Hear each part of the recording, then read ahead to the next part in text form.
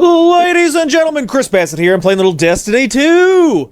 In this video, I will be doing a solo flawless run of the Prophecy Dungeon Buddy. I'll be going over one of my favorite builds for newish players. This will be more geared towards slowing the gameplay down. So if you're trying to learn the dungeon mechanics and you don't want fast action, this will be the build for you. I really like it. It's the first build I was able to solo flawless the dungeon with, so it's super solid. I'll also be throwing in a few nuggets of information for those of you who don't know, so stick around for that too. Did that guy say nuggets? That's my favorite N-word. Whoa, buddy, let's get into the build. All right, so I will be running a Night Stalker Hunter. Right, we're going to be taking advantage of Void, invisibility, and overshields. So the invisibility will basically give us infinite uptime on invisibility. And under the effects of invisibility, enemies ignore you. So you have time to kind of look around, observe your surroundings, make a plan while you're invisible, and then execute. So it's a lot easier. It seems like it's a lot less hectic with this build, so I'm enjoying it. I'm going to start off with the artifact first. I like to do all my builds focused around the artifact and then kind of mold and tailor the build to that. So I chose the Hunter's Journal.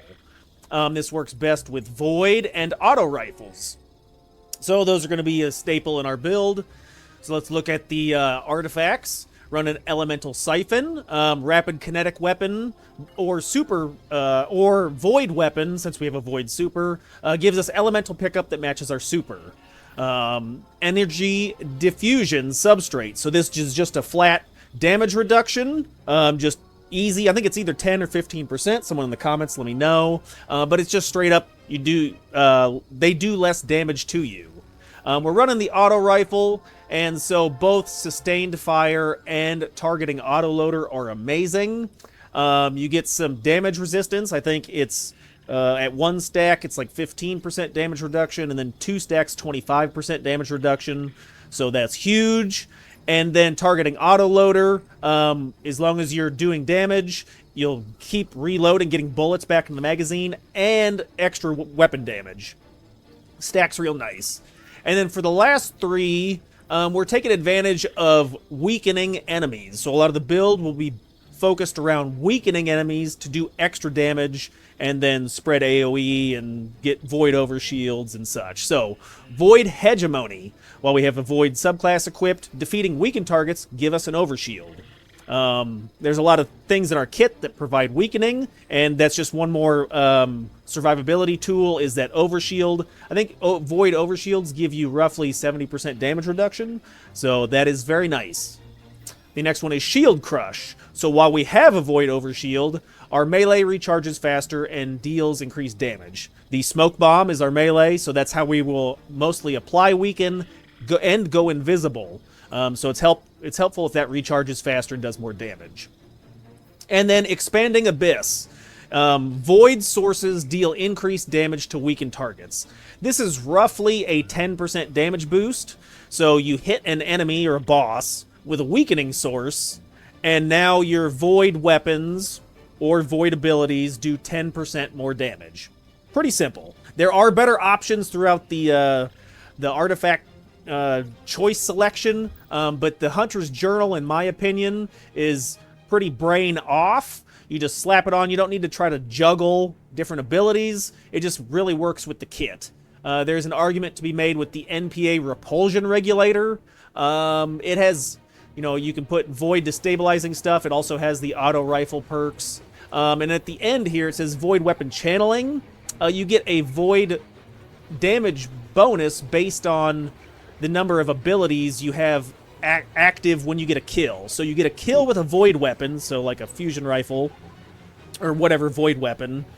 Then for 10 seconds, your Void weapons will do, if you have one ability charge, it's 10%, two is 20, and 3 is 30. It's roughly, like when I did test, it was like 27% or something, so maybe it rounds up or down, but it's basically, if your grenade, your melee, and your class are all charged, you get 30% damage for 10 seconds.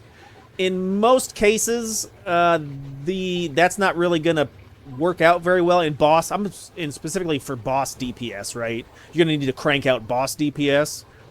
This is gonna be tough to kind of upkeep in most scenarios. So I really like the artifact because there's multiple ways to weaken something. So we can hit it with a smoke bomb, we can hit it with the tether, we can hit it with the grenade. There's weapons that actually have like withering gaze. So if you aim down sight with a weapon for a few seconds, you can weaken it. So there you go, another 10% damage boost that you can kind of refresh whenever. Okay, so now that we have the artifact out of the way, we'll go into the subclass a little bit. So I am running the Night Stalker with the Deadfall tether. Deadfall is the best for damage because its defense down, or whatever you want to call it, its weakening effect is 35%. It's a 35% debuff, so it is the best in the game in that regard. I think like Tractor Cannon's 30. There's some others that are very compatible. Competable?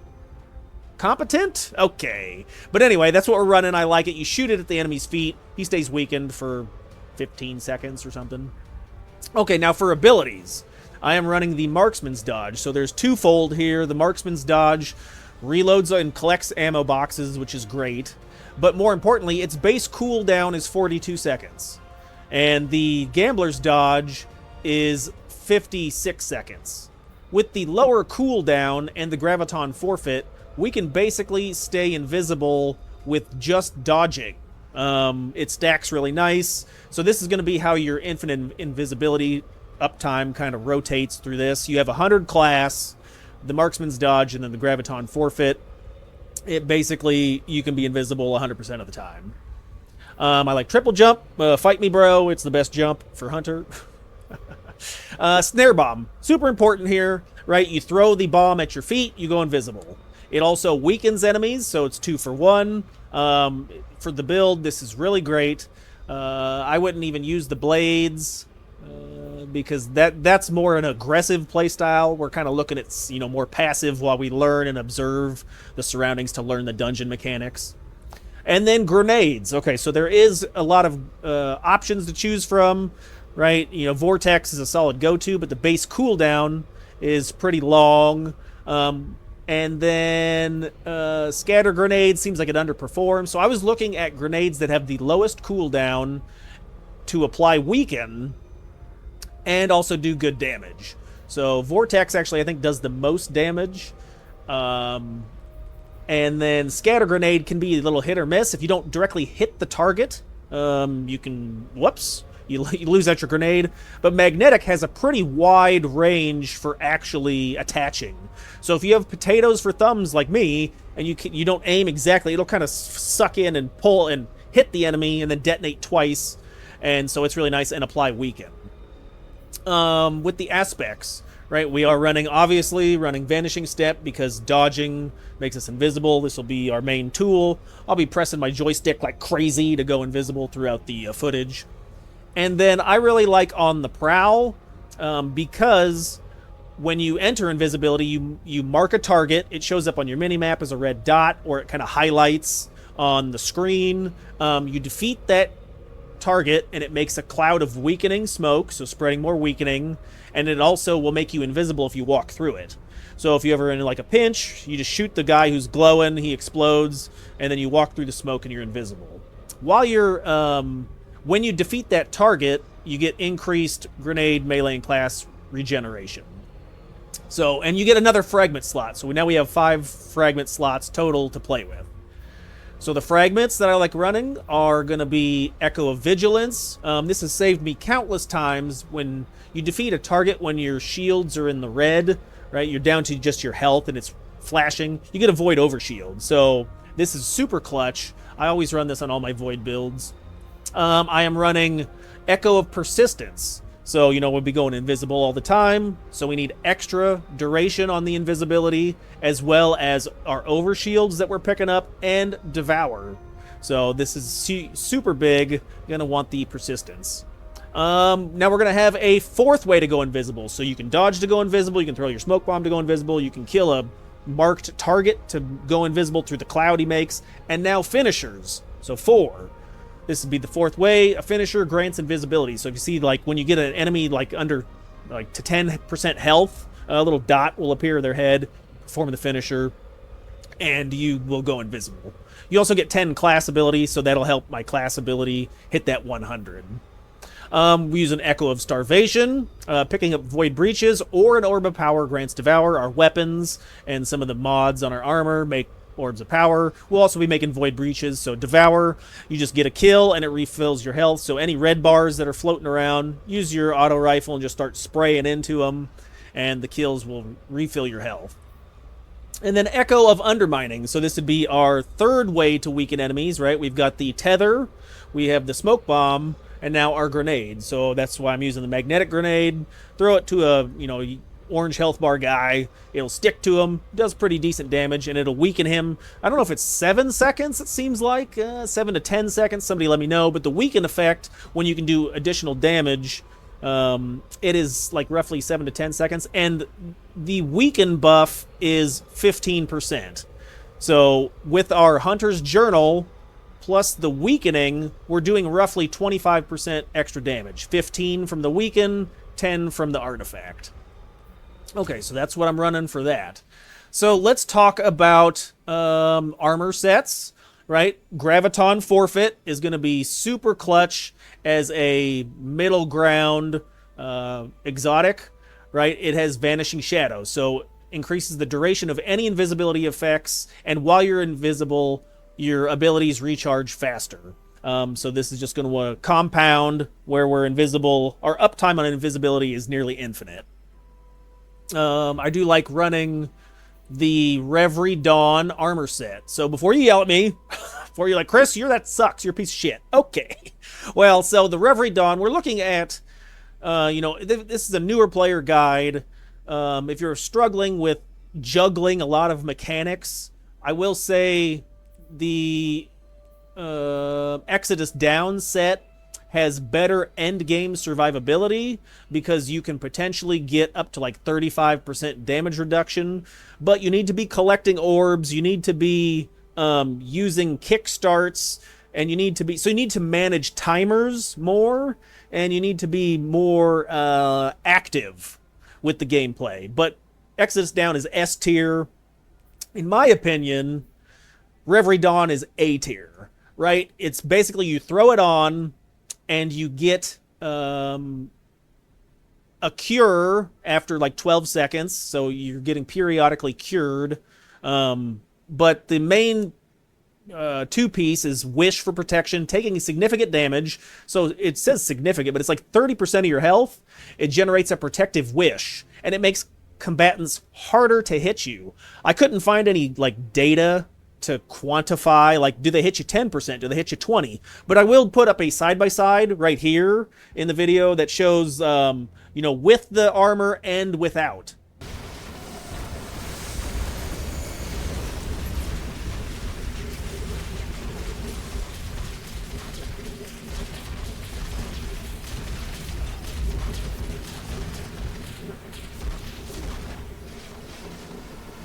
All right, so you can see there is an element of randomness to it, but it does definitely help.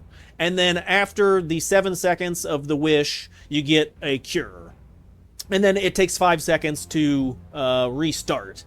So it's basically you just throw it on and then forget, and it works passively in the background. So for newer players, it's nice. I really like it. It seems like it accelerates on certain builds. So if a build already has damage reduction built in, like maybe Strand or Stasis or Void. So you have Frost Armor on your Stasis, Woven Mail on your Strand, or Void Overshield on your Void. Those are all damage reduction, and damage reduction stacks multiplicatively, not additively. So the more sources of damage reduction you have, the like almost diminishing returns it has. So if maybe say you already have Woven Mail and Void Overshield, you may want to run this just because it kind of picks up where it just says combatants miss you more. Okay, but this can be farmed. This set can be farmed from the Dreaming City. So this is available to all players, free to play or not. If you're curious, the Exodus Down stuff is from Nessus. We talked about this. If you're like, Chris, I just want to farm one armor set, I'd probably go with Exodus Down, honestly. But you just go to the Lost Sector, make sure it is on the master version, expert version, the highest tiered version, and then just run it over and over and over until you get the weapon sets that you want. But over on the Dreaming City for the Reverie Dawn armor set, it rotates. Here it is today. So you just come over to the Expert Lost Sector, run the sector on the highest difficulty. And here, I'll just do a clip right here, and I'll just show you how to access the highest difficulty setting. All right, so here I am over on the Dreaming City. I'm going to grab this Lost Sector. You can see it rotates daily, so it may not be here for you, maybe over here or up there. Just come over to the Lost Sector, complete it on normal first, but once you hit Start Lost Sector, you can customize it, choose the master version, and then it looks like it has extra shotgun damage, extra arc outgoing. Oh, it's okay. Extra arc and stasis. So you may want to use an arc subclass with arc weapons or stasis with stasis stuff. But then you will scroll down. You can see that there are going to be overload and unstops. There's 25% increase to incoming, so you may want to put on 2 solar resists to take less solar damage. But this rotates. This will rotate around. Okay. So once you choose the master version, right, it's the hardest version. It'll have the little orange bar. This will drop the tier 5 armor rewards. But once you have access to that, get that done. Also make sure on your ghost that you set the armor stats that you're looking for. So for this build, we want really high weapons. So you could either use, Powerhouse as a go-to, but you don't want like 200 super either. You want to kind of keep your super low. You could also use Gunner. You could use Skirmisher. I think on my set, I have 1 Skirmisher, 1 Specialist, and then the rest is Powerhouse to get the stat distribution. Yeah. So we're going high weapons, weapons, and weapons. So 185 on the weapons is really nice. That way our heavy weapon damage is an extra 8% on top of the already 15%. So we're getting a real big boost to our weapons damage. And then, like I said, you want class around 100, so you get the best benefit without overdoing it on the dodging to invisible. I could probably lower the super a little bit. You just want tether up before big encounters. So really, if I could switch, I'd probably take 20 off of my super and slap it on the grenade. That way I've got roughly 50 on both grenade and melee. Work out nice. But we'll take what we can get. Okay, pal. So we've got that all set up. Let's look at armor mods real fast. So I do like to run extra rocket ammo, special finder, harmonic siphon, so void weapon gives an orb of power. If we spray the special weapon and get some orbs. I am running a reloader for faster reload on the rocket, and then melee and grenade fonts get a little bit extra stats on those.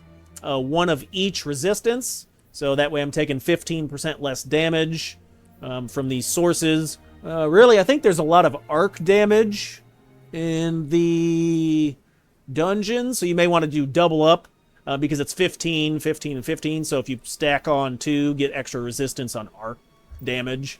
Depends on the activity you're doing. And then for the feet, highly recommend surges.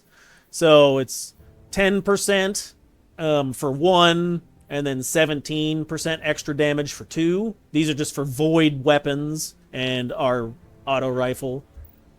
And then for the cloak, I really like time dilation, so we get an extra long duration while we have that weapon boost. And then picking up orbs and generating orbs when you use your class ability. So Reaper and Powerful Attraction. Okay. So let's talk about the weapons. I'll show you where to get them, what the best rolls are, And this would be the DPS. This is kind of a combo. You won't be switching loadouts. You won't be managing a bunch of stuff. It's basically set this loadout and go. So I got the Skate Lock. This is super. I'm really liking this auto rifle. Right, it's super competitive for a primary barrier weapon.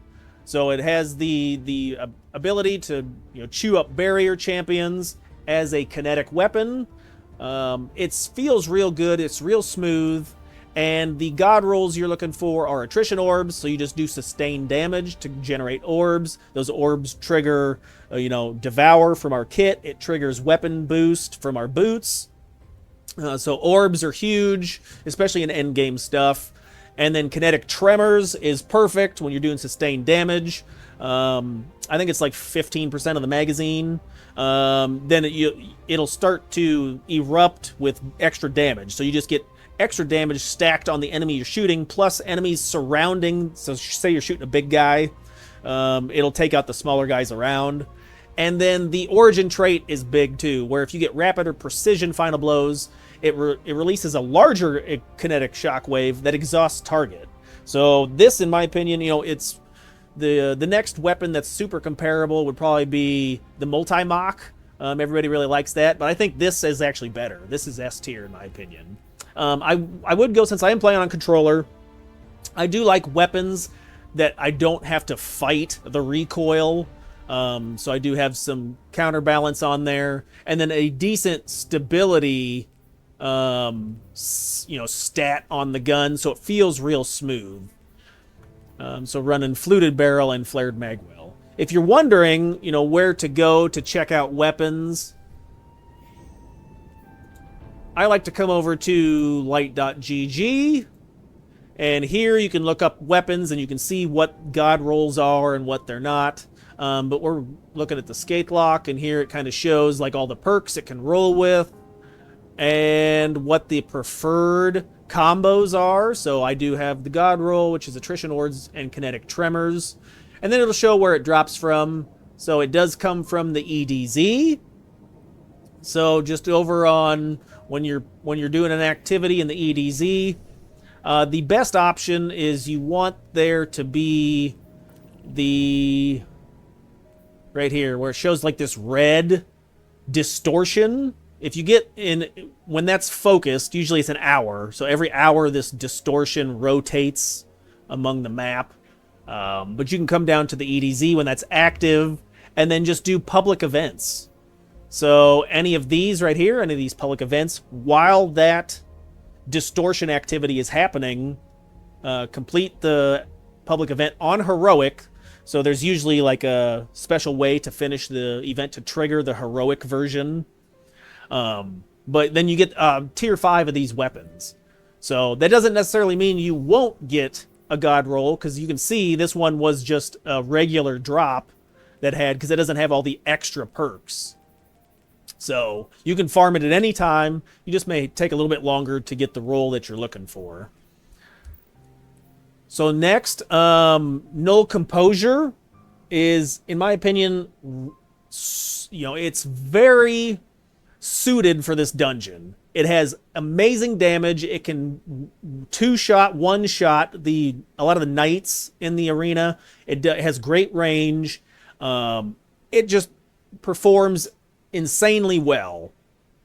I got this from the Nightfall, the Vanguard Master Ops or whatever last week. So it does have the accelerated assault.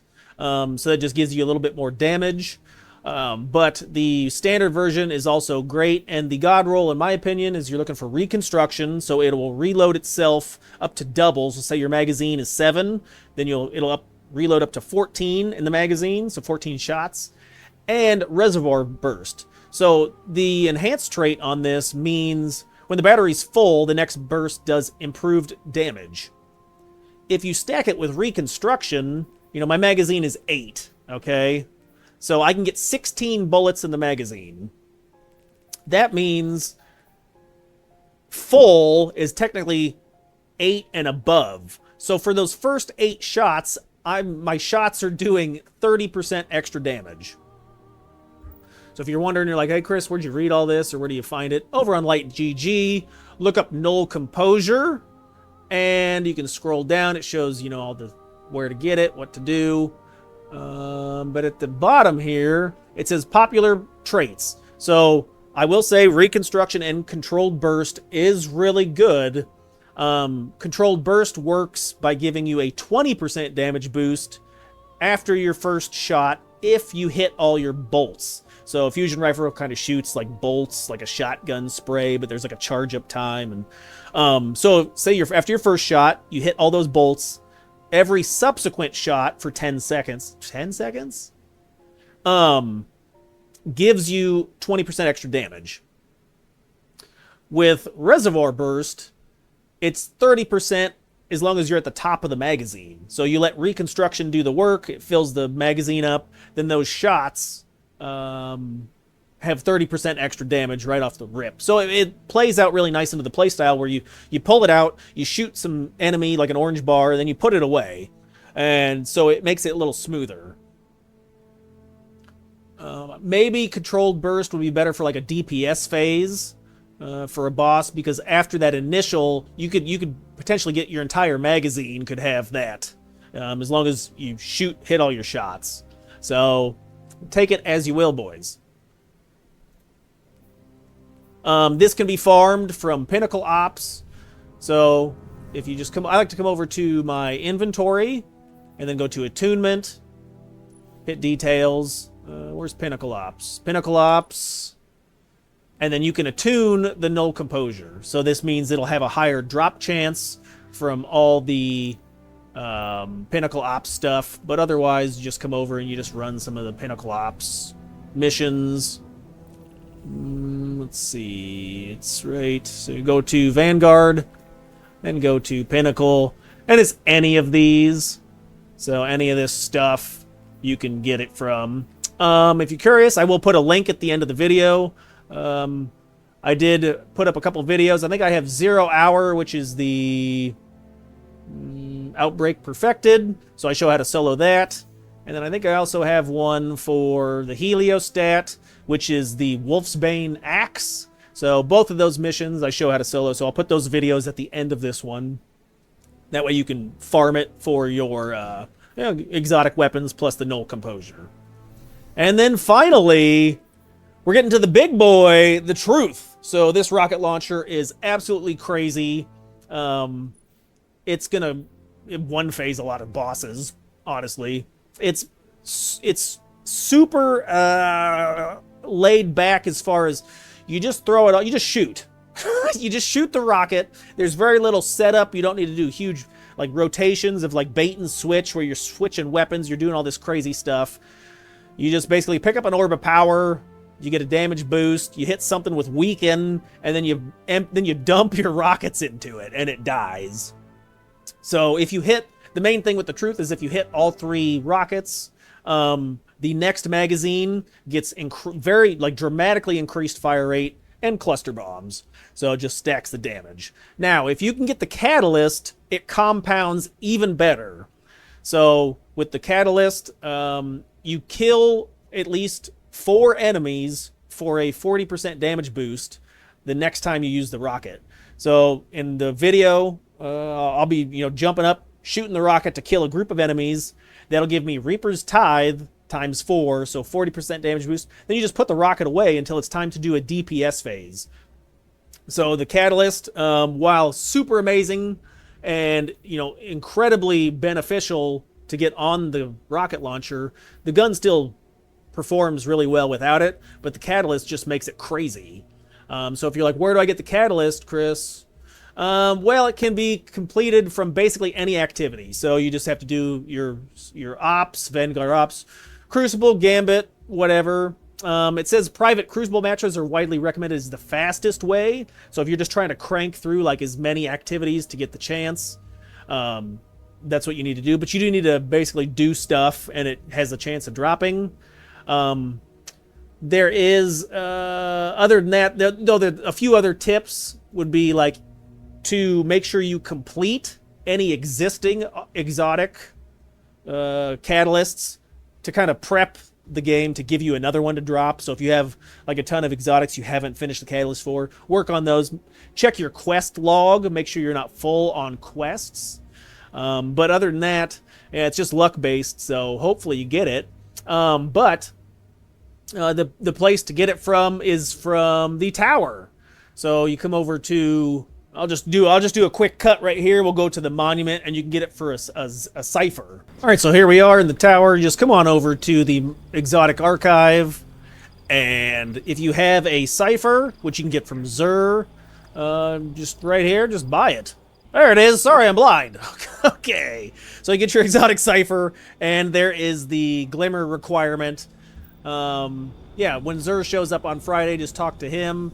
And he has a quest at the top of the screen. Let's look at my quests. I think I still have one called Xenealogy or something. There it is. And so once you do this, it's basically like go kill enemies or something, and you get the exotic cipher. Pretty easy. Also, I did forget to mention, if you are wanting the Graviton forfeit, you can also come over to Master Rahul right here with some engrams in your inventory. Hit dismiss. And now you can focus different armors. So right here you can choose this armor with the stat rolls that you prefer. So set up the ghost, with your powerhouse or whatever stat distribution you want, and then acquire it for these materials, and you get a higher chance of getting the rolls you want.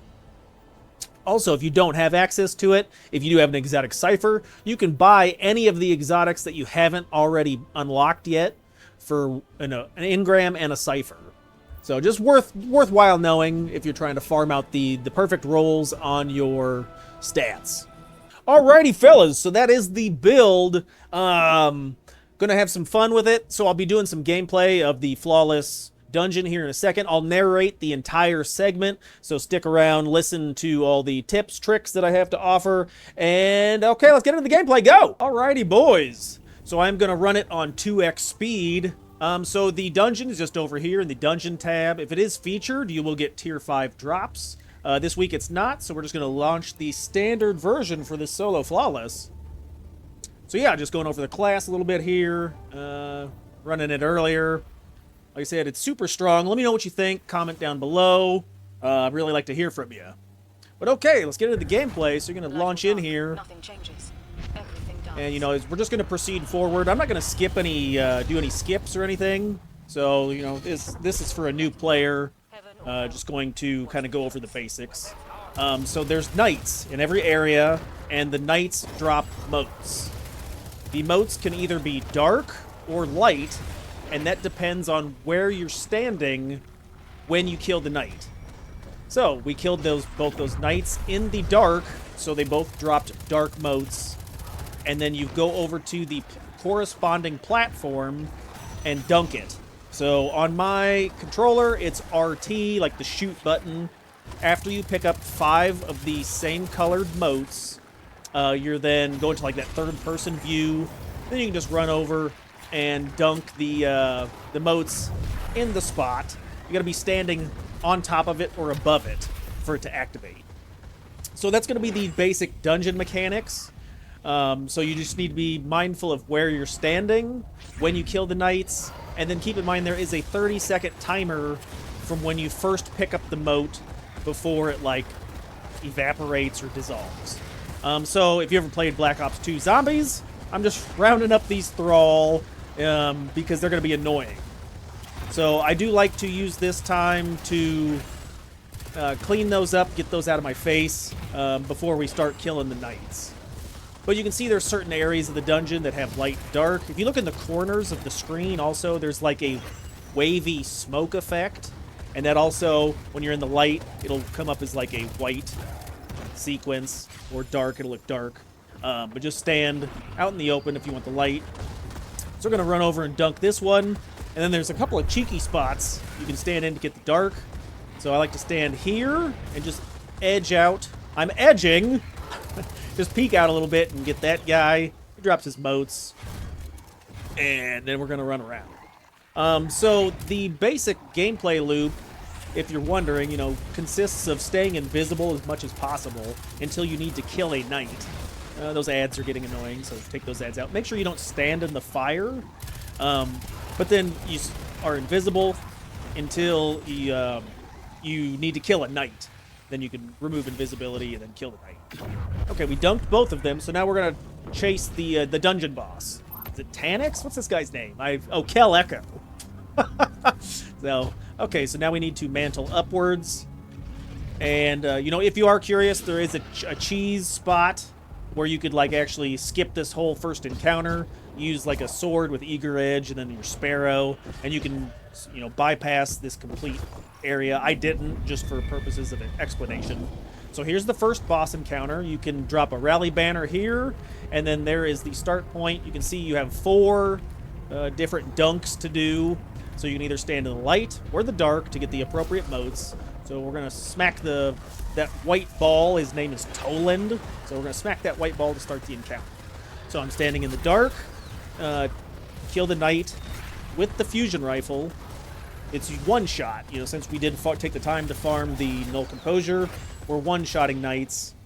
So stand in the dark to get them to drop dark motes, and then just jump up and dunk it.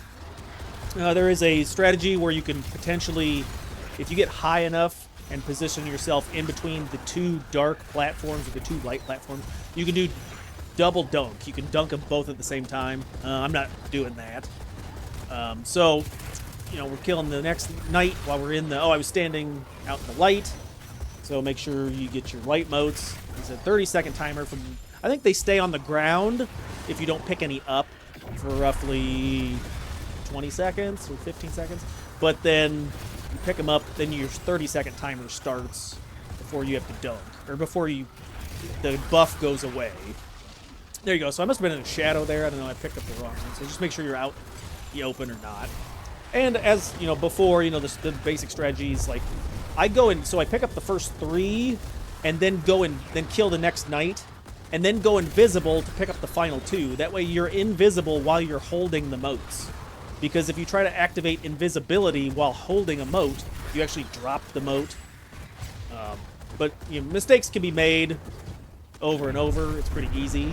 So here, you know, we've dunked the final one. We're going to drop Tether, and then just position yourself so you don't blow yourself up, right? Don't stay behind a wall. Don't let an ad get in front of you. But then you're just going to spam rockets at this guy. And you can see he's basically dead. You know, there are some enemies that make him invincible. They shoot out that beam for an invincibility shield. So you just have to make sure you kill those. And then one thing I did forget to mention is you want to avoid the boss as much as possible because he will boop you off the map. So he does have a shield with like it pushes you, so potentially it could throw you off the map. But there you go, pretty simple first encounter. So stand in the center here. We're going to teleport to the next area, which is like a giant desert. So basically what you're looking for is these taken blights around the map, like that. So you're going to have to do this 3 times all across the desert. But once you identify one of them, the first priority is to zip over there, kill the taken hobgoblins, because on harder difficulties, these can one-shot you. So kill those first 3 taken hobgoblins first, and then I clean up all the ads while, you know, staying invisible and managing my health. Those captains can be really annoying because they hit you with the blinding blights. So just kill all the ads. Here's also a good option if you want to try to stack your Truth Rocket Launcher with the Reaper's Tithe buff. Do it on these ads. But you can either jump on top of the blights to shoot them from above and then not take damage. But if you go inside of the blight, you take small ticks of like damage over time while you're inside. So, you know, do whichever you prefer. Like I said, the top method is probably generally better for survivability. But once you kill all 3 blights, you'll need to return to the center and talk to that white ball with Toland to get him to show you the next location. Make sure you take note of which way he flies, because that'll be... Also, I forgot to mention, there are invisible minotaurs around the map, so you can either kill them or avoid them, just run away. But he did go this way, so that let me know the next area is that direction. You can see the footprints in the sand. There's another invisible taken Minotaur. I said you can either kill them or just avoid them. They can sneak up on you and kind of shoot you. So, first acolytes, first, what are these sniper guys, hobgoblins? Kill those first. And then take out the ads around the blights, and then blights. So I will be showing the location of the secret chest at the end. So stick around for that. There's a secret chest in this area. And there we go. We just used the finisher to go invisible. So I'm looking, gonna try to kill that last hobgoblin. He's being annoying. And then here's a good spot to stack up Reaper's Tithe. Just make sure you don't accidentally blow yourself up. So I'm trying to get some distance on the ads. I'm just gonna kill this. This Minotaur is annoying, so just kill him. Okay. And now, let's see. I want the ads to get close. Take out this blight.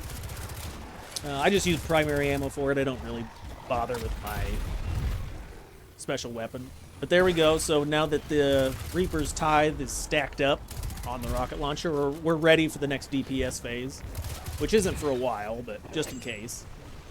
Finish killing these last couple of blights. This by no means is a speed run, obviously. And then make sure you talk to Toland after this final blight's done. One thing that is interesting is the location of these are random. So your locations won't be my locations, most likely. So you do have to kind of ride around. And this map does have an out of bounds, but it's basically just like a giant circle. So just stay inside of the circle. You'll get that notification if you go too far out of bounds. It'll be like turn back with and then count down for 4 seconds until you're dead. But yeah, there is a randomness to how the blights show up on the map. There you go. Just throw a smoke bomb, kill everybody from the weakening, and then we can walk through the cloud to go invisible. So I do like the auto rifle to take out ads. We're getting damage resistance, we're getting extra ammo, extra damage on our assault rifle, and since they teleport and can be kind of difficult to hit, you can just spam it. And then I think this is the last one for the blights.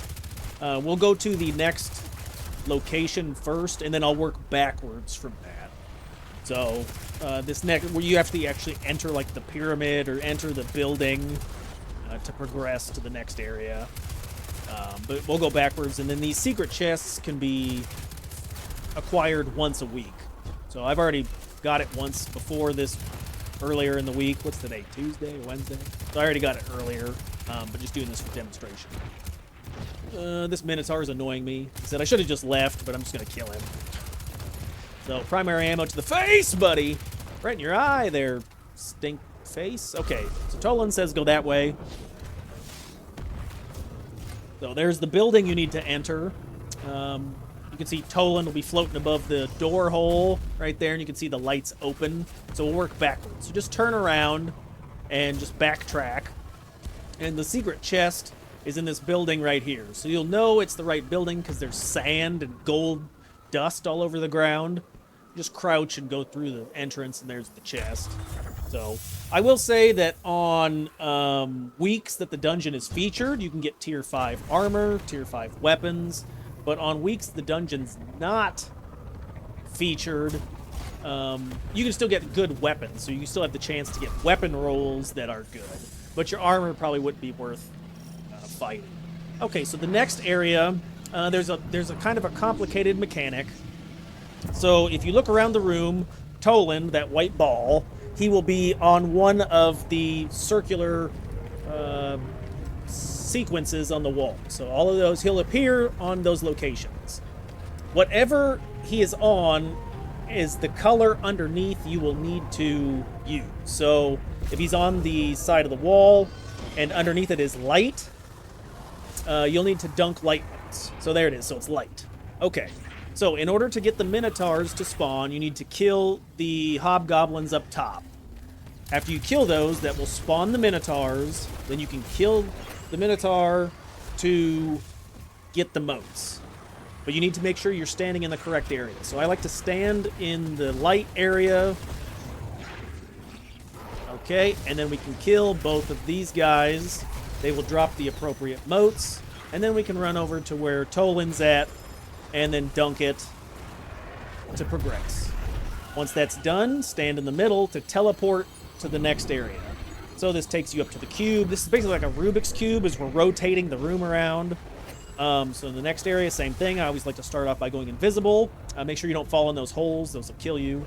But if you're invisible in this room, you can take your time to look at things. So use invisibility, see where Toland's at. Then use invisibility to find the hobgoblins. And use invisibility to wait for the knights. We do need to be in a, light this time. So I will stand in a light area while I wait for the minotaurs to show up. There we go. We're going to kill both of them. Go invisible. Pick up the motes. And then go dunk it.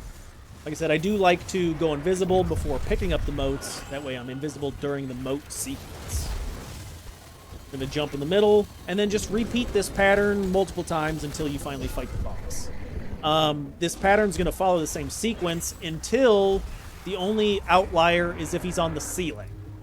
So if Toland's on the ceiling, you just need to rotate the room around. You can look at the cube, and you can see which side is blank, and you can do that side.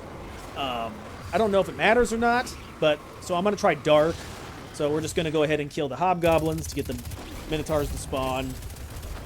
Kill them to drop the motes while you're in the dark area. So I'm trying to position, so I'm in the dark. You can see I'm still light, still light. Okay, this is dark over in this corner. So I'm going to go to the corner, kill the guys in the dark, get the dark motes to drop. Keep in mind the fire is AoE damage, so if you're standing in it, you're going to die. So move, you need to move. But we did get the dark motes to spawn, so we're going to run over to the dark to dunk. And since he was on the ceiling, we're just rotating. I also like to go invisible before I jump in the middle, as that provides some extra security as you're floating upwards and you're vulnerable. Okay, so I missed where is he? He's right. So we're killing the hobgoblins to get the minotaurs to spawn in, and then he must have been the light. So we're going to stand in the light and just, same thing as before. I think there should be 4, if you get 4 perfect like RNG, it only takes 4 flips before the boss. But we got 1 with the ceiling spawn, so I think that makes 6 then. So we're going to dunk it and progress. You do sometimes have to wiggle, like when you stand on the center platform, you do sometimes have to wiggle back and forth for it to like acknowledge you're standing on it. So if you see me like jiggle or wiggle, that's what I'm doing. But yeah, so what's it, dark this time, so hobgoblins to get the knights to spawn. Invisibility is priority here. I'm going to kill, there's a lot of ads here, so if the ads do get too annoying, a simple shot with your reservoir burst to cause them to explode. You could also use your assault rifle to, spray them down and then go invisible. But yeah, too many ads can get overwhelming. I'm overwhelmed. So I'm going to dunk it, go invisible, and then jump in the middle. I think we're ready for the boss room. So for the boss room, nope, next room. Okay. So one more final push. Where's he at? So he's over there. It's light. Kill the 2 guys on the ceiling, and then get the knights. So I do like to stand. This is where the planning comes into play, as you stand in the area that you think you're going to need to use the motes on. So we're going to dunk it over here. You can also double check multiple times. Pretty nice. And then jump in the middle. For the boss fight, I do like to jump to one of the corners. When you first spawn in right here, I just like to jump to this corner and then rocket launcher. I'm going to use my super, don't really need to. But watch out for those balls. They can blow up your rocket in your face. But you can see both these guys, they so weak. 1 to 2 rockets and they're dead. Just watch the ads and then watch the balls that you don't accidentally blow yourself up. But there you go. Get the chest, and now we're off to the next area. So this next area, we're going to go back out to the desert, and then you're going to follow the Kel Echo. He's going to lead you to the next place. So just hop on the Sparrow. And Sparrow, what am I? I'm riding a surfboard or whatever. But yeah, so go the direction. Just follow him. It's the same place, and so if you do lose his position, it's going to be the same place, but it's just over here. And so this will be where you go to the next jumping puzzle area. So this is where I forgot to mention in the video, but this is really important if you have a Sparrow that can fly. So if you don't, that's where you're going. If you don't have the Sparrow that can fly, you can either run down the red path or take your Sparrow, run all the way down the path, and you're getting to the bottom. If you have the flying Sparrow, which I do, we're going to fly down there. So I highly recommend you get the flying Sparrow. You can get it from the Monuments of Triumph. Just go over to that location, and you can purchase one for like 50 marks, but you can fly around. So this makes traversal so much easier, so much smoother, but we're just going to jump from pyramid to pyramid on our way down. So if you are flying, right, you just hit the joystick. For me, it's my right stick to go into like float mode. Be careful though, because as you're falling, you only have a limited amount of time that you can fall before you explode. So I think if you're in free fall, it's like 5 seconds until explosion. So just don't free fall for too long, you'll explode. The other thing is your flight does have a meter on the left side, like the little boost, like the square. So you can't fly indefinitely, but you do have a time limit where it's slowly, like the charge is getting less and less. So you have a limited flight time, so keep that in mind as well. That's why we're basically, flying from pyramid to pyramid as opposed to just the bottom of the map. So you can do this without this flying Sparrow. Like I said, just stay on the red path and either drive down slowly, walk down slowly. You will need to deal with a lot more ads if you're not choosing to fly. There'll be ads all over these platforms, so you may want a scout rifle to help with that. But there's the end point, and that pyramid has the secret chest. So if you're wanting to just get to the end, just go to that red hexagon. If you want the secret chest, we're going to go inside the pyramid and grab the secret chest for a little bit of extra loot. But yeah, both paths are, doable, but in my opinion, the flying is way more convenient, way faster, way less dangerous than having to run. And there could be, you can accidentally fall off the map, in multiple places if you're slowly driving your Sparrow down. But there's a secret chest. Make sure you don't fall here. There's no floor when you jump that gap. But let's go ahead and go to the next area. So once you get to this middle platform, it should suck you up, and then you'll go into the pyramid, which is like the final boss room. Here's a good spot if you need to put Reaper's Tithe on your rocket launcher. There'll be a lot of thrall here if you need ammo or anything. So I do like to jump up on this platform, let them gather up, jump up high so you don't blow yourself up, but then get at least 4 kills to get the Reaper's Tithe, 40% damage.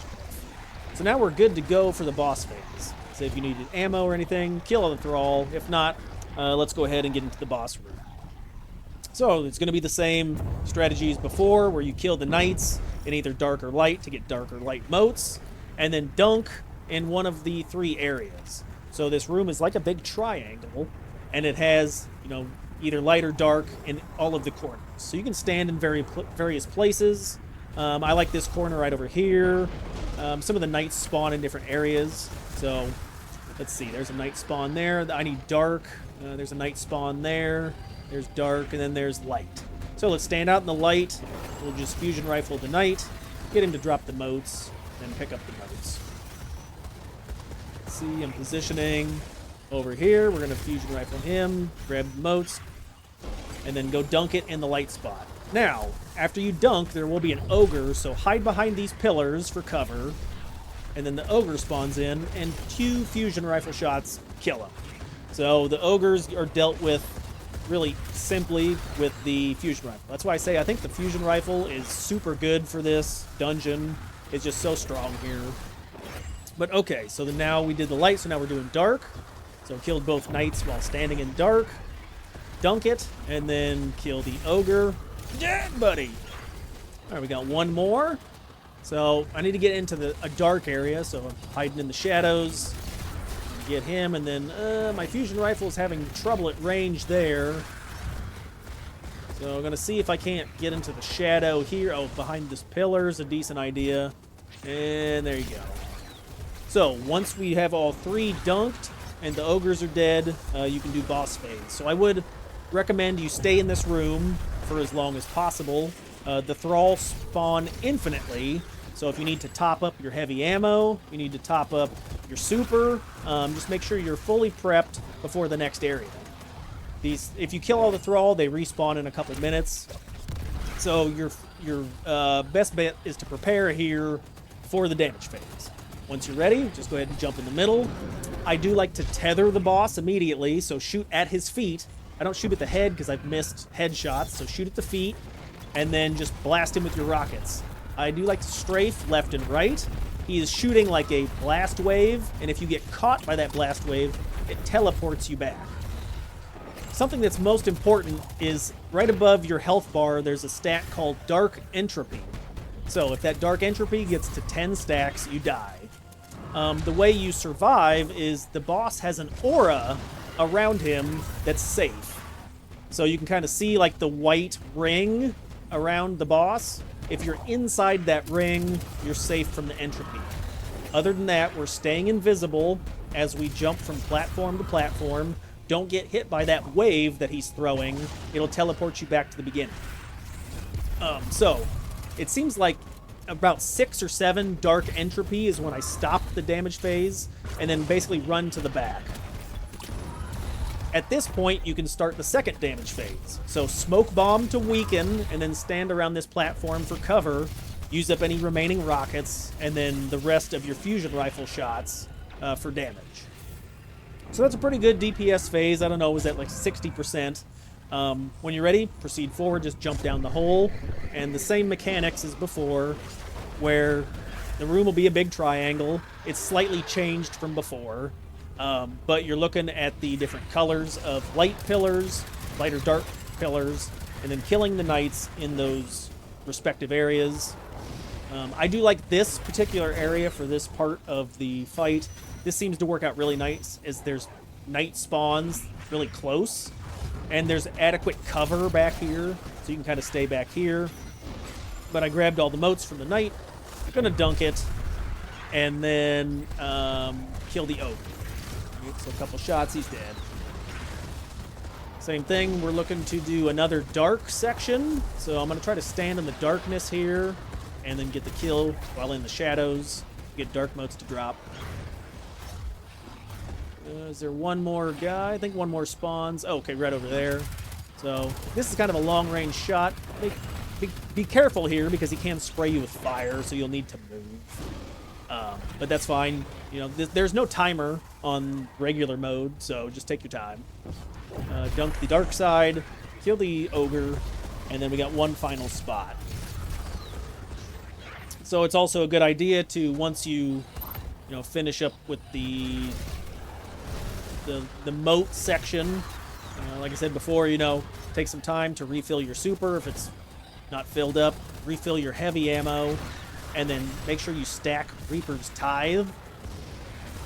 So I'm going to try to gather up some of these thrall ads. Is that what I'm doing now? Hold on. No. Okay, I guess I'm dunking first, and then I'm going to stack Reaper's Tithe next. So dunk. Ogre. Get out of my swamp, donkey! Alright. We're going to get Reaper's Tithe right there. Okay, so now we're ready for Reaper's Tithe, and we got the prototype Truth Seeker, so we get faster shots and more damaging shots.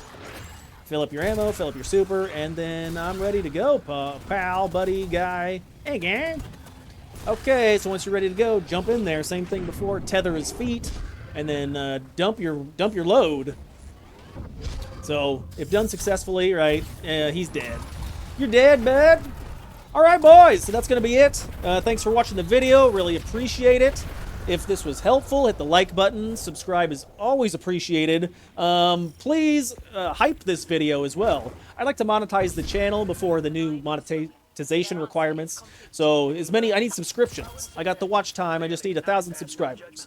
Share with your friends, share with your buddies, anything else. All right, fellas, I'll see you on the next one. Thank you so much, and I'll talk to you later.